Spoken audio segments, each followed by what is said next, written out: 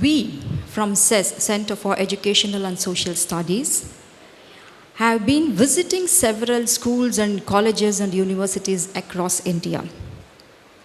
One fundamental thing, what we found out was, there is still a deep need to reach out to the critical stakeholders like you.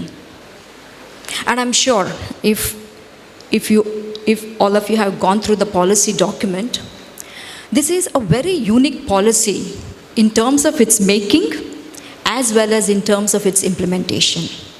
What is that fundamental uniqueness that we have found out is the policy recommends consulting stakeholders, especially the teachers, heads of the institutions, even for implementation process. This is not a policy which has come from the top and being imposed on you to take it forward. This is a policy made by us, and this is a policy which is inviting each and every stakeholders to be a part of the implementation. And I'm very delighted to share this with you. Karnataka is officially the lead state in the country to initiate the national education policy implementation. And this has been made possible because of the participation of the stakeholders like you in the policy implementation. So saying so, I thank once again the organizers to giving this opportunity for us to connect with the critical stakeholders like you. And I should really acknowledge the region, Mangalore, how it is taking a leap forward in terms of education sector. Let me share this, a case of Mangalore. When I was working with Karnataka Knowledge Commission, I'm sharing this story because I'm still waiting for some people to join us. So as a part of Karnataka Knowledge Commission, we came up with the exercise of general gross enrollment ratio in education sector. So we wanted to find out where Karnataka stands in terms of each district. And you would guess is right. Mangalore stood first in the entire state with the highest GER, gross enrollment ratio in higher education. And today, standing here, heart of the city, I'm really not wondering why Mangalore came up. This is evident that Mangalore has all the potential to lead even in the NEP implementation. So hats off to each and every one of you for this. I presume I began my session with the presumption that most of you or all of you have gone through the policy document. Can I assume that you have gone through? How many of you have gone through the policy document? Okay. That's still a very less number. You might be wondering, we have come up with so many education policies before as well. This is not the first education policy. When the previous education policies were implemented, none of us went through the policy document, right? We got some orders, government orders, some notification, we just started implementing. Why is such a big hue and cry about NEP? Why should I go through the policy document? If this is the question in your mind right now, I just want to clear it off by saying, you have a tremendous responsibility and accountability in implementing the policy recommendation. The government is not going to give you any direction until you give them your comments, your feedback, your opinion about how to do it. Right? So the policy document itself says in the last section how the policy needs to be implemented, and precisely this is a way forward the policy has recommended. States, union territories, institutions must consult their stakeholders, primarily the teachers and heads, to devise or develop an institutional roadmap for implementing the policy. So, if we have not gone through, I urge each one of you to go through. Not only from the governance perspective, administrative perspective, the policy for the first time talks about introducing holistic and multidisciplinary education. And who can drive this holistic and multidisciplinary education inside the classroom? It is the teachers. So it's very, very important for teachers to flip through the pages. It's a very short document. It's just 60 plus pages, and the section on school education is somewhere around 30 plus pages. And it is a wonderful reading. It's not written in highly technical jargon. I'm sure all of you will enjoy reading. And you also get some sort of a tips and some sort of, way forward written in the document. It defines what is holistic and multidisciplinary education, gives a couple of examples, and they have also given you the context why these recommendations are being introduced. So with this, in this session, I am going to give you an overview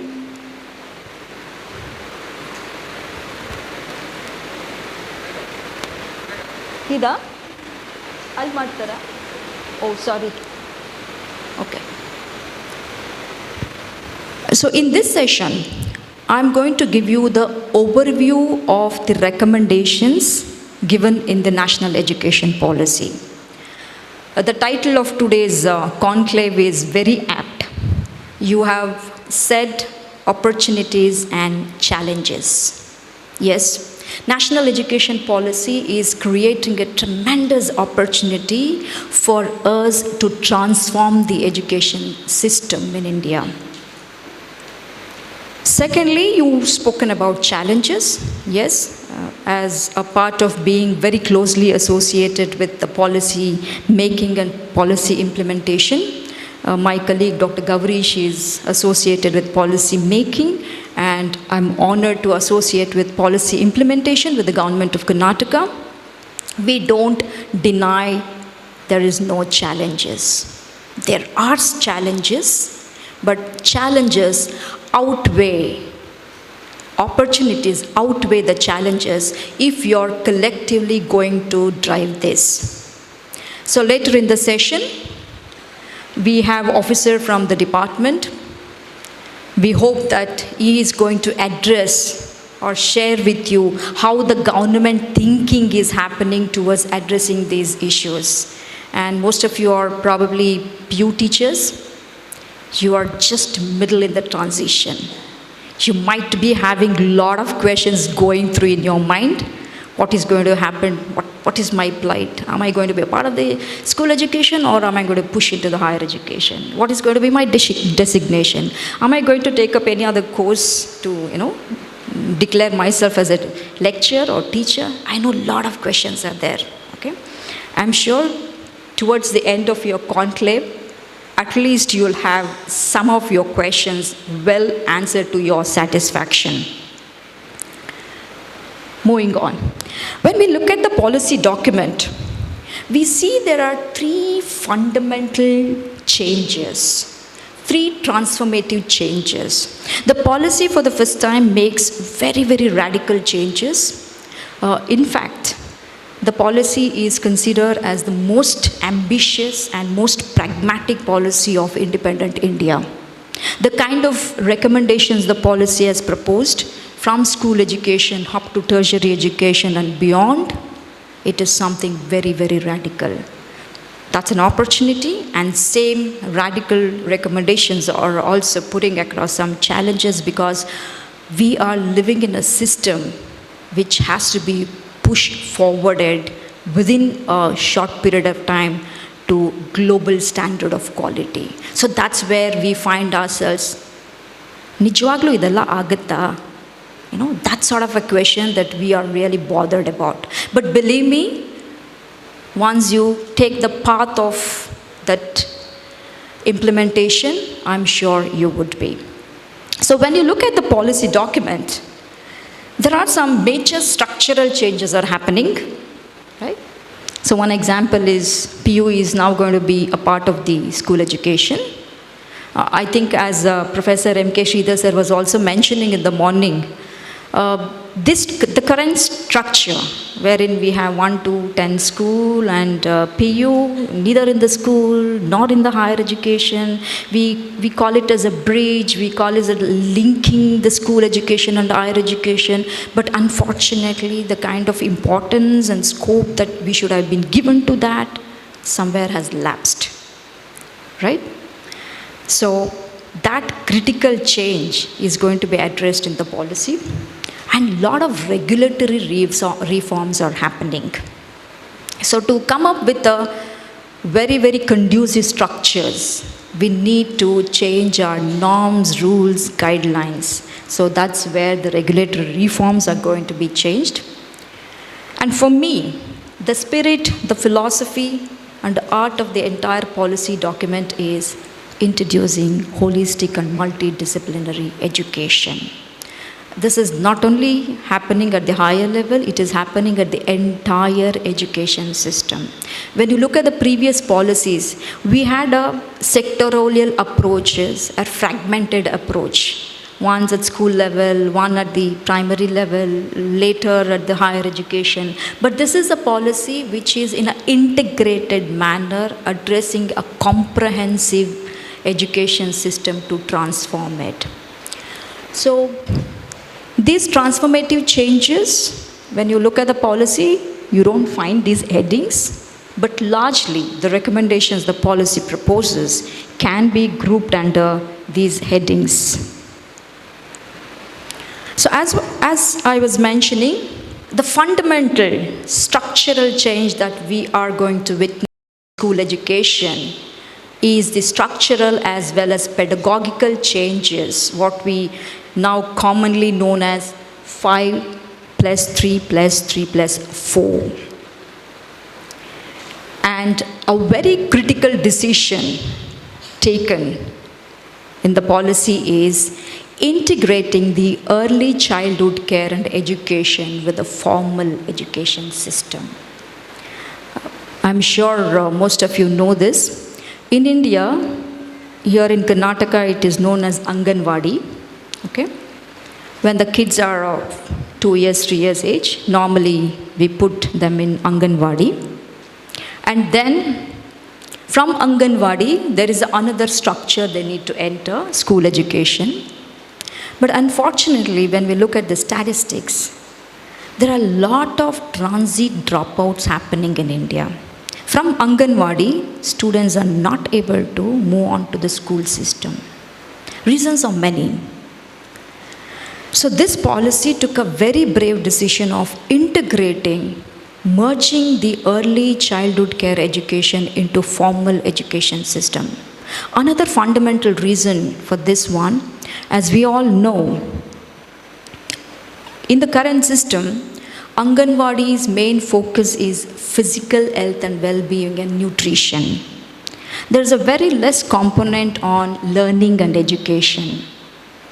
And neuroscience has shown us the evidence when the kids are the younger age, up till the age of 8, their grasping power, their cognitive ability will be at high level. So that's the right time for them to give nutrition as well as create a learning ambience. So keeping all this in mind, ECC has now become a part of the school education system. That's called foundational. Then we move on to the preparatory, middle school, and secondary. I know a lot of you now will have this issue of how do we transit to secondary level, right? In Karnataka especially, we have 1 to 10, that's a school system. Then we have a pre-university, right? PU1 and PU2. So what is going to be the plight of this particular section?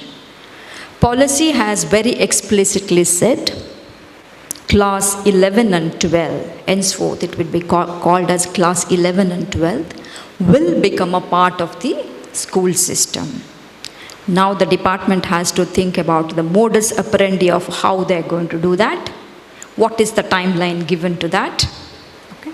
And more importantly, how are they going to upskill our teachers, to address the issue of merging? So I'm only talking about what the policy has proposed.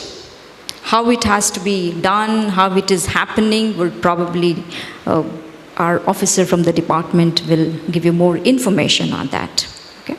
So you have to right away, from now onwards, start thinking, start setting up your mind towards the journey of 9, 10, 11, 12. So class 9, 10, 11, 12 is going to be one fundamental segment.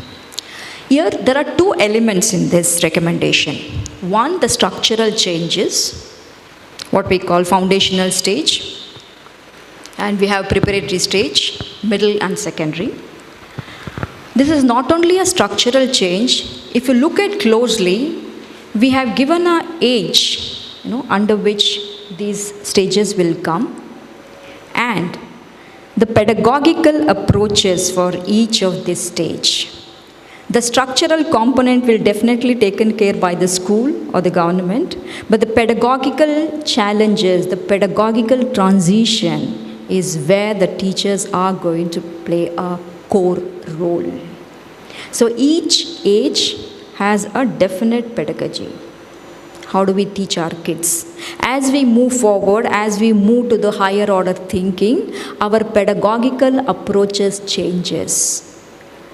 So this is also the reason why we call NEP as a very, very comprehensive and integrated policy. Not only it is addressing the tangible structural issues, but it is also addressing the cognitive and pedagogical issues that needs to be adopted to suit the 21st century requirement.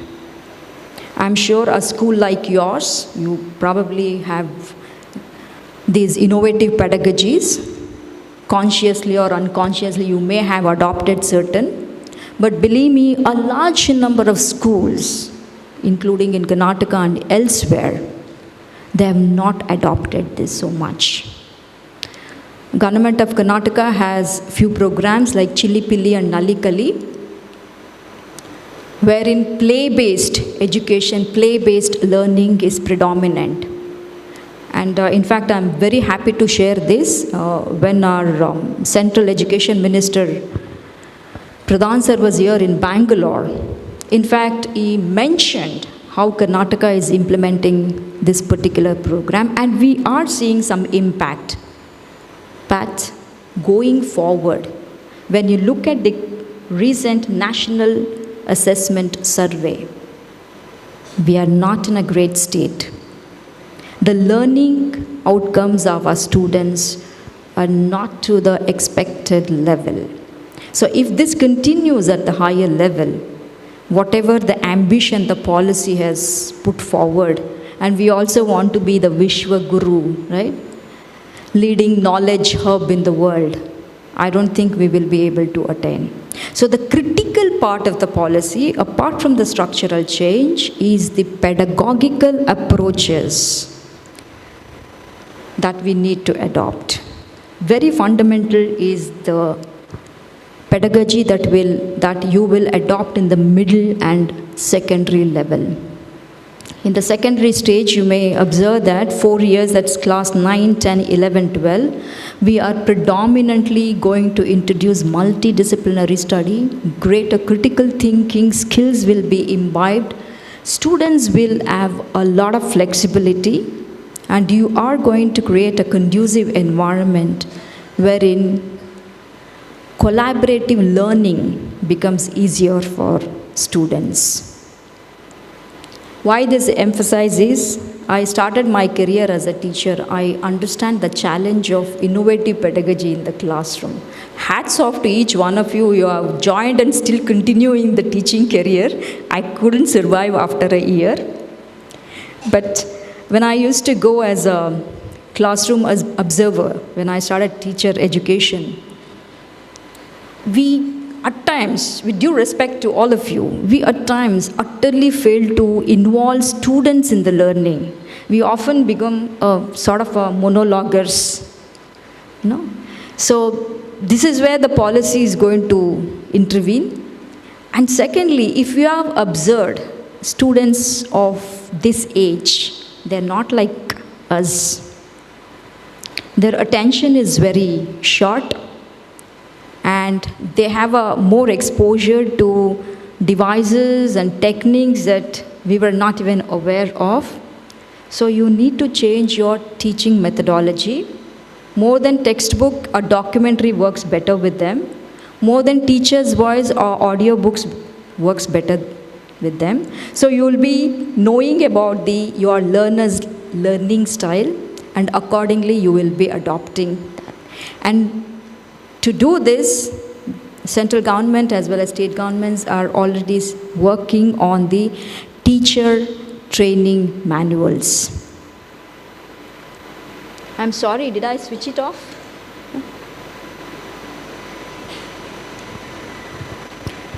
Another important structural change that we are going to witness as the policy moves forward is setting up school complexes or school clusters.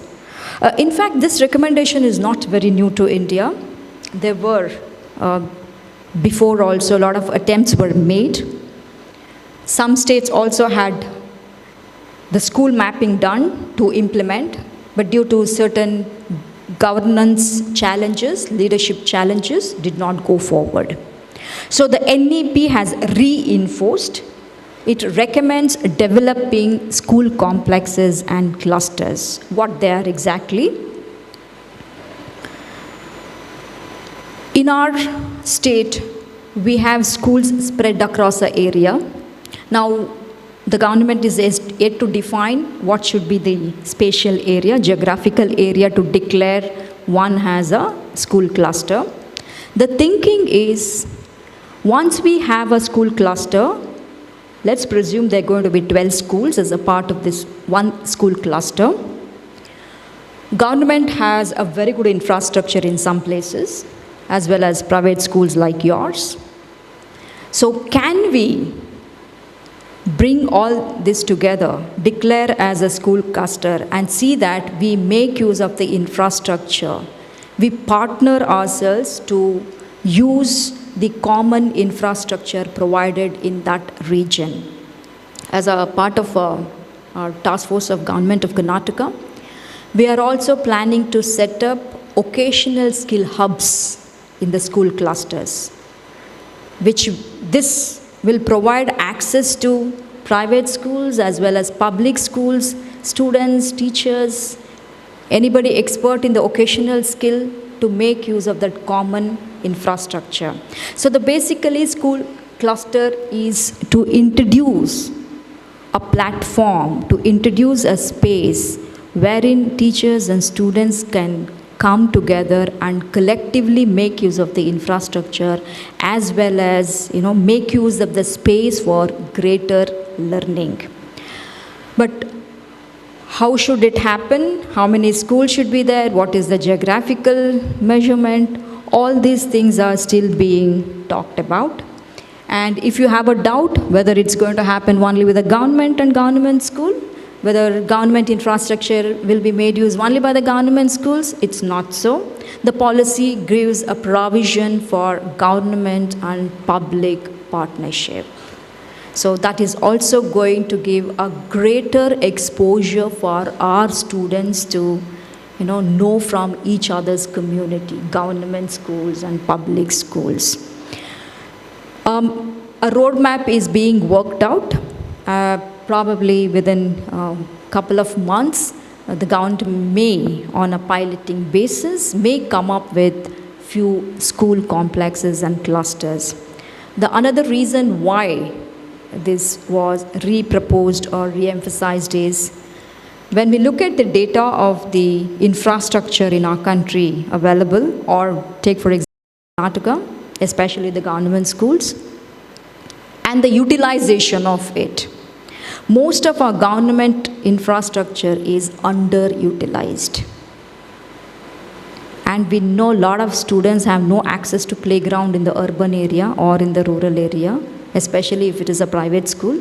But government schools have a huge area available to them. So can we come together and address our gaps? You may have a fantastic lab, science lab, which is not in the government school.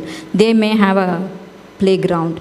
So you can identify such gaps and you can collaborate to ensure that students we are not denied access to any such infrastructure or learning devices.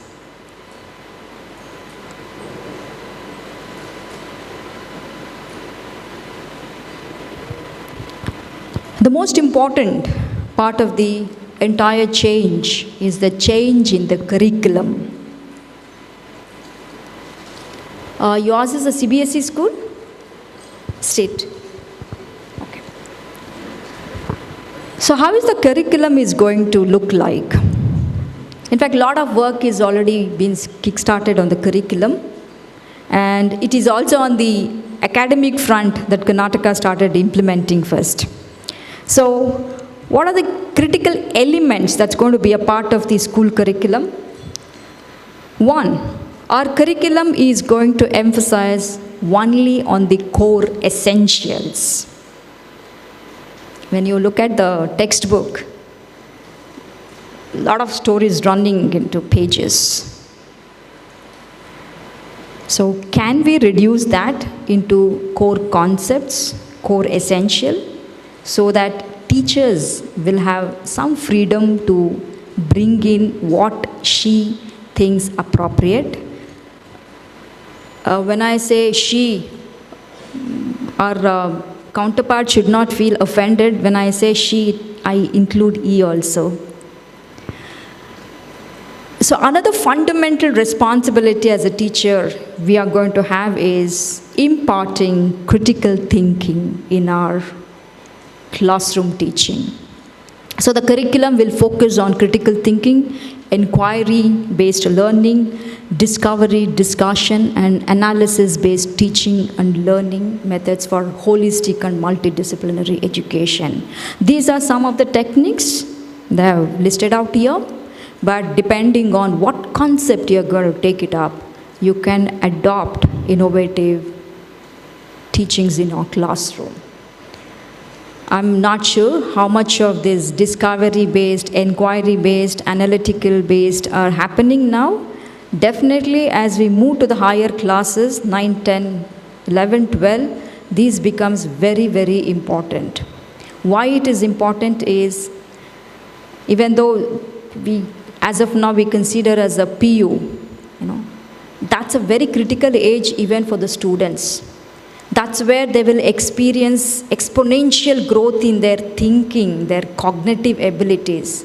And also, the adolescent age is putting them in a lot of confusion, a lot of difficulties. External growth, internal growth, everything takes place at the same time. At that time, they start questioning, why should I study this? What is the rationale behind that?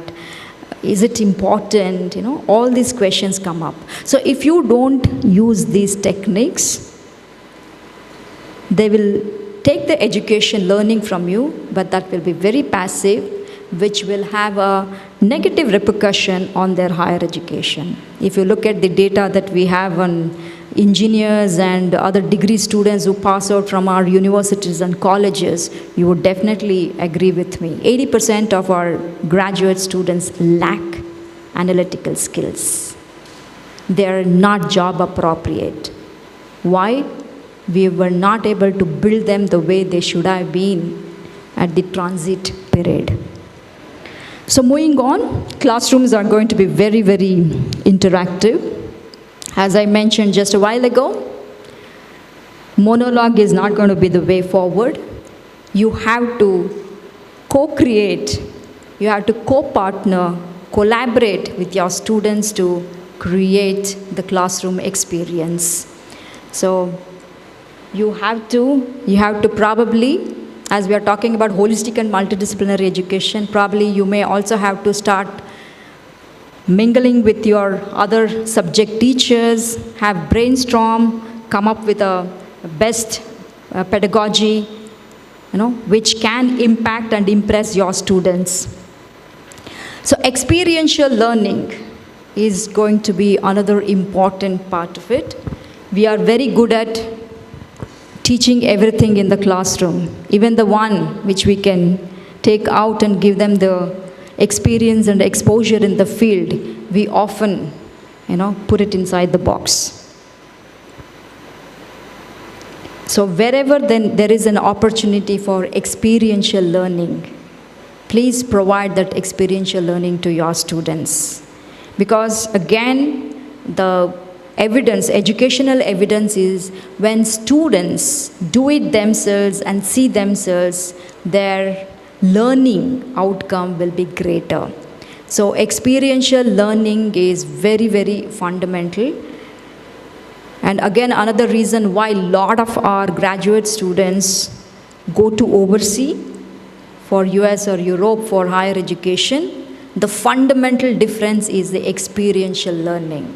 The kind of experiential learning the higher education is providing in other Western countries, we completely lack it in our education system. And believe me, it should start from the school education. So class 11 and 12 is going to be very, very critical for that. Of course, the entire 9, 10, 11, 12 is going to be one stage. Gradually, you can increase this experiential learning wherever the subject or a concept provides that scope.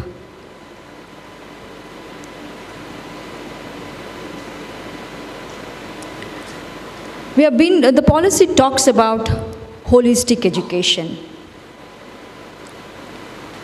So when we think of holistic education, this happened in some of the interaction when we asked about what is your perception of the holistic education.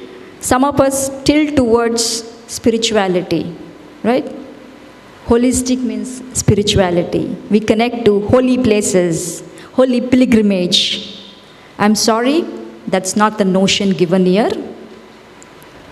Holistic education here talks about integrating all sorts of learning into regular learning. It could be sports, it could be yoga, it could be value-based education. That need not happen outside the classroom. It can happen inside the classroom. So all that learning should be integrated, including the occasional education, which I'll be talking about. Art integration. So whatever we consider we have now very conveniently put in different sections or different classes, and some are considered academic, some are considered non-academic, curricular, extracurricular. So all those learnings will be one integrated one, including the sports. So there will be no division of curricular and extracurricular, which we have often been using. Anything that happens with respect to subject in the classroom is considered curricular.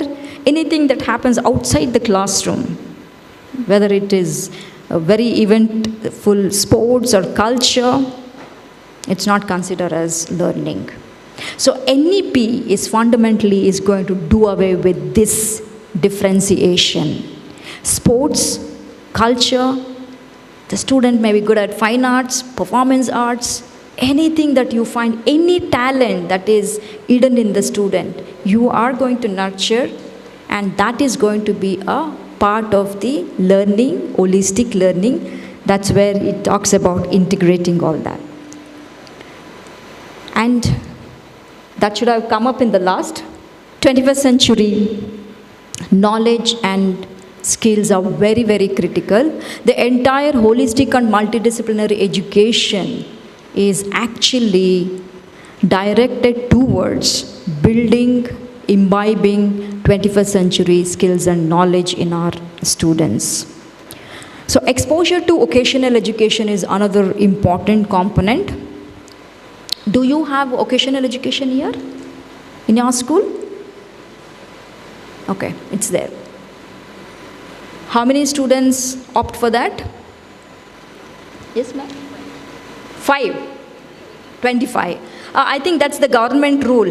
Yeah, that's the government rule. They take 25 students from one school. Now it's going to be universal. Most often, we don't encourage our students to go for vocational education. The reason? There is a very strong social stigma attached to. ಅದೇನೋ ಕಡಿಮೆ marks ಬಂತಂತೆ ಅದಕ್ಕೆ ಯಾವುದೋ ಅದು vocational ಎಜುಕೇಷನ್ಗೆ ಹಾಕಿದ್ದಾರೆ, right? The students who don't fare well in academics are gradually pushed into the vocational education, which is not a very right way of doing. So that's the social stigma. And secondly, we all realize skill is very, very important. Today we don't face with unemployment challenge. The challenge here is unemployable graduates, not unemployment. Why these unemployable graduates? Because we are giving terrible focus on the academic achievement at the cost of vocational skills and training. In fact, if you go back a couple of years ago, even at the central, they launched skill development mission. They wanted to train 500 million youth in the skill segment. They didn't go forward. The reason skill development was kept parallel to the education. As long as we do not integrate skill development and vocational education and training with the mainstream education, we will not succeed in empowering our students with necessary skills. This is where the policy took note of the changes that's happening at the global level, how we stumbled with regard to our own skill development mission. The policy proposed integrating vocational education with the mainstream education. So by doing so, the first thing is they're going to remove the image, the social stigma attached to vocational education. So it's not going to be 25 students. Now every student will have exposure to vocational education. From standard 6th onwards, you give them the exposure. Standard 9th onwards, you introduce them to a serious vocational skill. And if students wishes, he or she can go for vocational skill, take a certificate course. If they want to quit mainstream education, or they can go, and if they want to come back, lateral entry will be provided. So that's the scope. The vocational skill is going to get under national education policy. Yes, you're going to have a terrible time. Students will have a lot of flexibility in selecting the subject. Glad no students are here. For students, it's very joyful, but I know for an institution and teachers, it's going to be very, very challenging. But if you very strategically do that, I don't think it should be an hindrance for the school as well as the teachers. When the policy talks students will have a lot of flexibility, that does not mean they can opt anything or not opt other subject. There are up to one level, students will be exposure to all fundamental subjects, and later students will be offered baskets of subjects from which students can choose. Of course, you have some administrative challenges. ಆ ಒಕೇಶನಲ್ಲು ಅಥವಾ ಆ ಸಬ್ಜೆಕ್ಟ್ನಲ್ಲಿ teacher ಇಲ್ಲ, ಏನು ಮಾಡೋದು? No worry, you have an alternate. If you become a part of the school cluster, you will have one teacher who would be teaching that particular language or that particular subject. You can anytime take the help of that teacher. So the very concept of school cluster is also to address these kind of individual institution challenges. So if you become a part of the larger system, you are collectively developing a conducive environment for all this to happen. So you cannot deny your students, nam schoolallilla. No. Can you make an attempt to see that your students cater to the requirement of that particular students? But however, the government is still working on the modalities. ಎಷ್ಟು ಜನ student ಈ ಸಬ್ಜೆಕ್ಟ್ನ apt ಮಾಡಿದ್ರೆ ನಮ್ಮ ಸ್ಕೂಲಲ್ಲಿ ಕೊಡಬೇಕು ಅಥವಾ ಬೇರೆಯವ್ರ ಕಡೆ ತೊಗೋಬೇಕಾ? These are the implementation challenges which are going to be address. But do keep it in mind, this is what the policy says. Students, this policy is treating students as the primary stakeholders, and they would surely have the freedom, the flexibility, choose the subject of their liking and passion. As we already covered, personally I feel if holistic and multidisciplinary education is going to be a successful intervention to enhance the quality of education and push forward our students, it lies in the innovative pedagogy. If we don't change the way we are teaching now, we can definitely not bring that critical thinking ability, the skills, the 21st century skills that our students need to propel forward. So depending on your class, stage of your class, depending on your subject, you can come up with your own pedagogical approaches. And another fundamental change that we are going to experience under NEP is introducing continuous formative assessment. Until now, we are very, very comfortable with summative assessment, right? ಒಂದು ಎರಡು exam ಮಾಡಿ result announce ಮಾಡಿಬಿಡೋದು. And based on those two exams, student fate will be decided, right? So what the policy says is, you continue with your summative assessment. Along with that, please introduce continuous formative assessment. This assessment is going to be for learning and off learning. So you will be observing your students in the classroom every moment. The marks card, what we are familiar with, now is going to be converted into a progress card, okay? And probably we don't get to see F again on the card. Fail, which we were very familiar with, and we didn't know the implication of that F then. Only after parents used to go through the mark sheet, we would get to know F means that fail, I have not scored as much as I should have, right?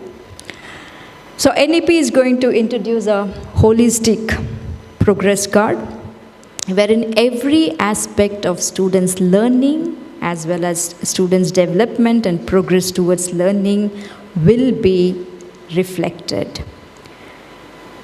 Don't think, I know you might be thinking it's going to be a very tough time. Am I going to maintain a ledger book, write down all the students' name, and write down how many questions were asked? We take down the number of questions to see whether the students is participative in the classroom and the quality of questions, right? No? Gladly, the government is introducing AI, artificial intelligence-based technology platform. Through that technology platform, this continuous formative assessment will become very, very easy. We know it's very difficult to maintain a ledger and write down. So the Ministry of Education is already working on such a platform, and very soon that will be made available to states and schools. Textbook. I'm definitely not going to talk about what is happening and what happened a couple of weeks ago. We have already given a closure to that. We are not going to talk about that textbook row. We are going to talk about the textbook that NEP is proposing. So the NEP says, whatever textbook that we develop for our students will focus on fundamental concepts, and provision will be given within the textbook for the local context and flavor. Right? So in one of the interactions, we heard that, okay, textbook ಅವರು central ಅವರೇ ಕೊಟ್ಬಿಡ್ತಾರಾ Now, sumna classer malada. That's not the way it is happening. As we know, NCF has already been constituted. National Curriculum Framework is going to come up with the curriculum framework. And based on the curriculum framework, states will come up with their own textbooks. And the textbooks will be completely deviated from the current textbooks. They're going to focus more on the concepts, fundamentals, and the regional, the local context will be considered while developing. And all the textbook in the digital format will be made available on Diksha platform, which is developed by the Central Ministry. And based on the NCERT curriculum framework, states can devise their own textbooks. And when the textbooks reaches to the school, even at the school level, teachers will have certain amount of freedom to tweak that, change that, to introduce the local culture, local habits, local social structure. So at every level, state and teachers and institution will have freedom to own it.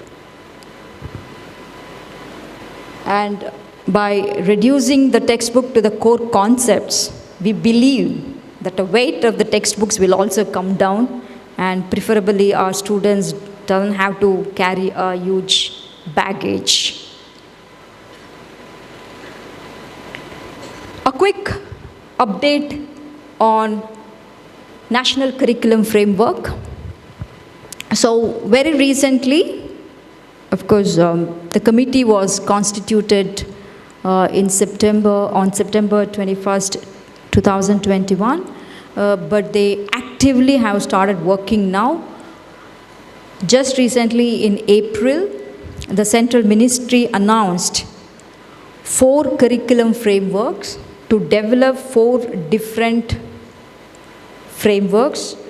One on the early childhood care and education. There will be one national curriculum framework on ECCE. There will be another national curriculum framework on school education, another NCF on teacher education, and the last one will be on adult education. So National Steering Committee is already in the process of consultation. They've asked all the states to share their views and opinions. Before this, as a background work, all the states had been asked to work on position papers. I don't know how many of you have participated, or maybe some of you may have heard what the position papers are. There were 25 themes given by the NCERT. All the states had to send their views on those 26 themes. And Karnataka is the first state to upload. So all our position papers have been uploaded, and NCF will largely derive their national framework, curriculum framework, from these position papers and the state opinions. The reason I'm emphasizing here is, once the position paper, I'm not sure, maybe Venkatesh sir will tell, it was uploaded on the DSCRT website on the public domain, seeking the opinions of the stakeholders. I'm not sure, a couple of days ago it was there on the website. Whenever such policies or documents, guidelines are put on the public domain, interested teachers, please do participate in that. We do have this tendency, once the policy is out, then we will be critical about it. And then we start thinking of the challenges. If you foresee any challenges, if you foresee something could be better, you still have a scope to participate in the opinion poll. So they are going to come up with the national curriculum framework, and based on NCF, states will work on their state curriculum framework. They are very, very active, and very happy to share that NCF Secretariat is housed in Indian Institute of Science in Bangalore. So Bangalore is being looked at as a most happening place, or Karnataka, I should say, Karnataka has the lead state in terms of NEP implementation. I don't know whether I'll be able to overpower this noise. So another very critical recommendation is with regard to introducing languages. Of course, a lot of controversies have already happened. Without focusing much on the controversy, I would like to emphasize what the policy says about language. The policy says students up to grade 5 and preferably till grade 8 and beyond should be taught in the home language, mother tongue or local language. Secondly, the policy encourages states to introduce the languages of India. This is going to be a sort of a fun project wherein students can opt whichever language he or she likes and they can be trained in that. The reason why the languages of India has been introduced and why the NEP is also focusing a lot on introducing multiple languages to our students there are two fundamental reasons. One, we know that India is a land of diverse languages. And unfortunately, very recently, a United Nations report said that there are many such languages in India which are on the verge of disappearing very soon because people don't speak, or very limited people or the community uses, and it is not spread across. So there is a strong urge to conserve such dialectics, such languages. So unless it becomes a part of the formal education system, I don't think we can conserve our dying languages. If you continue like this, speaking English, I don't know when we will have the tag of disappearing language to Kannada also. So let's promote. So expose your students to as much as language possible. And secondly, a lot of people had controversy. Will it be possible to teach students in different languages? The policy says 3-language formula.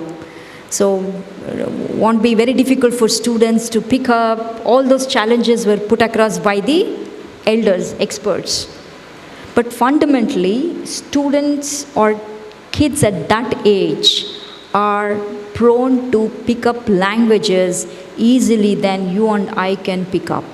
You expose them to any number of languages, they'll pick it up very easily because their cognitive growth is high pace at that time.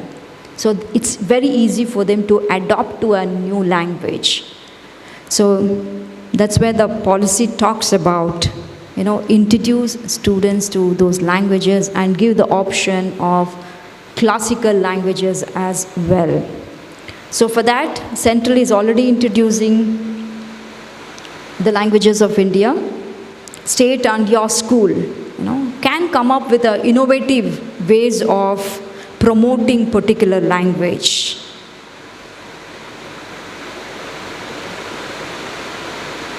So examination, how is the outline of the examination is going to be?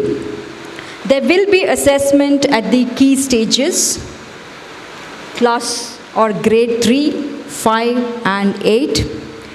This is not to evaluate whether your student has passed or failed in a particular subject. This is to track the achievement of the students, achievement of their learning outcomes, and make necessary intervention if required to push them up.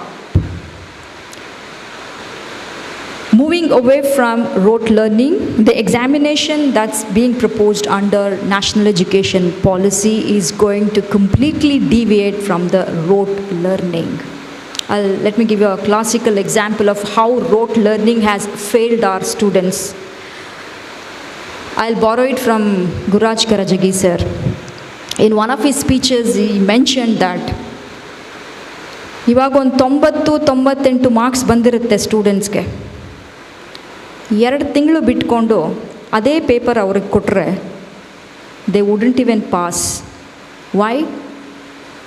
They recalled from their memory, they put it on paper, they excelled. Later, even after 2 months down the lane, they were not even able to score 30. So that is the impact of rote learning. Rote learning is necessary only for particular age limit. Beyond that, it is important that we move away from the rote learning and we develop assessment techniques, evaluation techniques, which will help them come up with their learning outcomes rather than a memory-based exams or tests. And the result of this examination, both at the school level, at the state level and national level, will be monitored and will be used for furthering the school system. Recently, we had a national assessment survey done. So that national assessment survey, yes, the finding is showed where our students currently stand, okay, which is not a very happy scenario. More than that, these examination results will be used to see where we as a system have faltered, why our students are not able to do well, and make appropriate interventions. Right? So examinations will be perceived from that angle, not from ಏನೋ ನೀನು ಚೆನ್ನಾಗಿ marks ತೆಗೆದಿಲ್ಲ, ಯಾಕೆ ಇದರಲ್ಲಿ ಕಡಿಮೆ ಅದರಲ್ಲಿ ಕಡಿಮೆ. Beyond that, the examination will be considered. How would the examination for 9th, 10th will look like, and 11th, 12th? Yes, examination continue.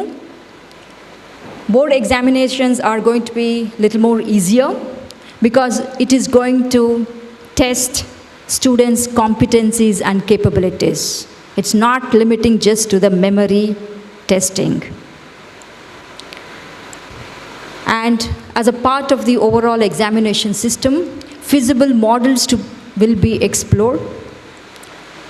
You can decide whether you want to have an annual exam, semester exam, or trimester exam. Based on what is feasible to the state, what is feasible to your institution, you can decide. And when we design, develop our questionnaires or examination pattern, you must ensure that you have objectives as well as descriptive. Let me share one discussion that very recently happened as a part of the position paper. So one particular position paper had proposed an examination system completely descriptive, narrative. Okay? So the discussion happened and we suggested, see, if you are opting an examination only through narration or descriptive, you are going to be biased. Some students are good at writing stories. Some students are very good at precision. Give them the objective answers, they are very good answering. They may not be very comfortable with writing pages. So when we devise an examination pattern, we must ensure all the students are represented in the examination center, in the examination pattern. Right? So this is one example that I'm giving how the entire process that's happening in the state is being very democratic, and they are considering the needs of every student learner. So when you at your institution come up with such an examination pattern or a method, you must ensure that, okay, somebody is good at narration, somebody is good at objective ties, and somebody is good at visual, somebody is good at oral. So how do I accommodate the different learning styles of the students even when I devise my examination papers, right? And a lot of guidelines will be given by both the central and the state. There is also a boards of assessments, like we have CBSE, we have state boards, we have ICSE, all those boards will be consulted when these things are being devised. Teachers will also be upskilled to ensure that they transit from the current status to what is envisioned in the policy, including the assessment system. Some things are taking some time, but definitely upskilling teachers is one of the critical component even for Karnataka as well as for the central ministry. So each board, now there will be a lot of parity in all the boards, right? So each board will be treated equally. There will be a national standard which will have to be followed by every boards. And all the standards, guidelines and norms will be set out on PARAK. That's going to be a national center which will take care of the assessment. Some of the component I've already covered here. So entire culture of assessment and evaluation will be changed. So henceforth we will have a holistic progress card in the place of mass card. Necessary technological support will be provided by the central ministry as well as the state, and teachers will also be given necessary skills and knowledge for this transition to happen. And as I mentioned previously, this progress card is not limited to mentioning the marks or scores of the students. It is going to reflect their entire personality, entire students' learning outcome, and their profile will have to be reflected in the holistic progress card. If you look at the last component of the holistic progress card, the cards are to reflect the progress and uniqueness of each and every learners in the cognitive abilities, in their affective abilities, social, emotional, and psychomotor domains. So this is why we call it as a holistic and multidisciplinary education. So that has to be, whatever learning happens in the classroom, in the school, that needs to be translated over to their holistic progress card. This is very important. You might be thinking, yes, a lot of transition happening, but how do I do that? You have been initiated to first step, I should say, by having attended this conference today, this conclave today. A lot more is going to come up in the subsequent sessions, because they're going to actually answer your queries and your challenges and your doubts. But definitely the policy and the central ministry has already proposed these things to happen.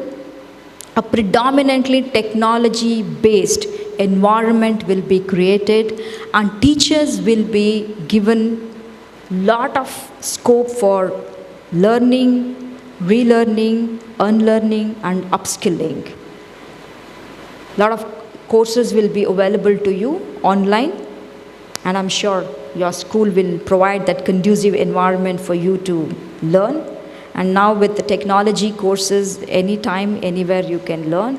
It's not necessary you have to cut off your 9-to-5 school and go in a classroom to learn. You have a virtual learning platforms wherein you can pick up any skill you think you need to. And it is also going to come up with the national professional standards for teachers. They are already working on the guidelines. This is basically to help teachers, move from one position to other position. So there is a cadre being created. We have this perception, primary teachers who high school madakagala. We have this watertight compartmentalization within the teacher professional growth within the system, and even our peers look at us that way. Our school, chick school or that school madakagala kind. Policy is going to address that. Anybody interested and you upskill yourself to that position, you will have to be given that promotion. So that environment is being provided. Teachers will also have more autonomy in choosing aspects of pedagogy in the classroom, which I already emphasized. You will not be given any directions. You will be given guidelines and frameworks. And within those frameworks and guidelines, you will have a lot of autonomy to develop your own pedagogical ways of teaching your students.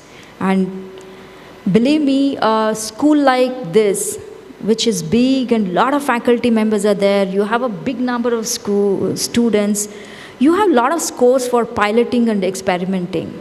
You probably can come up your own, best practices in pedagogical approaches.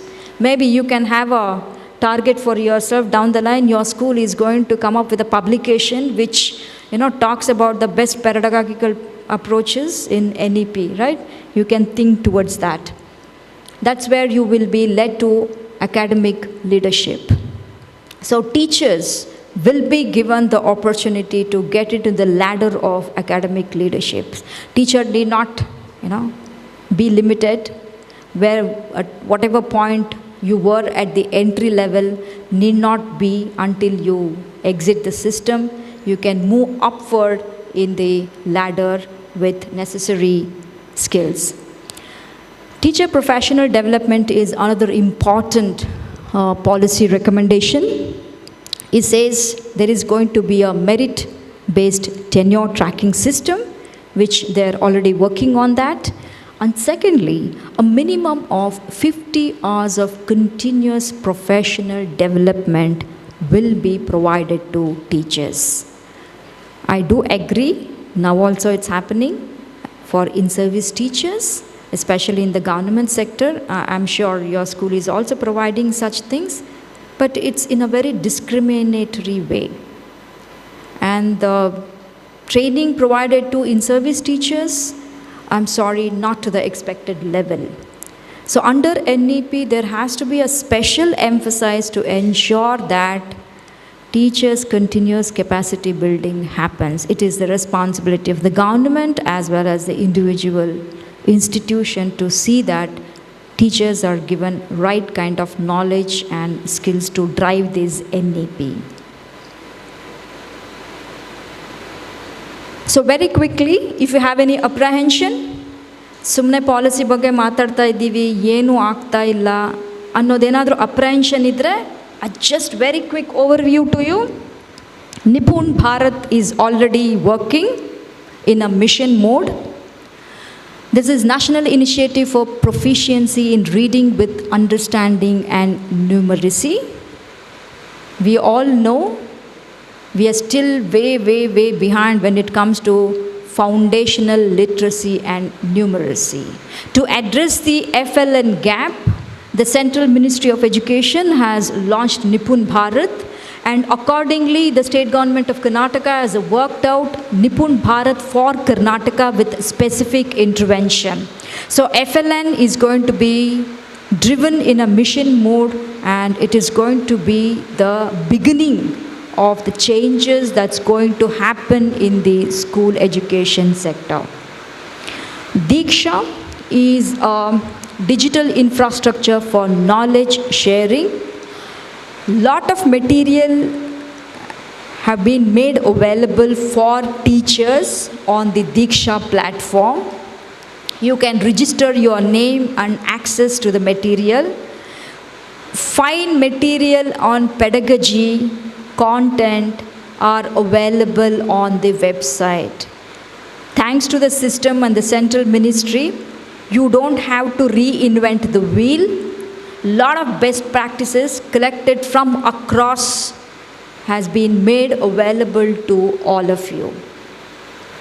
So please do visit the website and see what you can borrow from them. Another initiative, National Initiative for School Heads and Teachers Holistic Advancement. This is also Nishant, this is also a reality. So in a mission mode, all these central initiatives will be taken up. They have already done. Now it is coming down to the state level, and state is also working on the guidelines of how to move forward.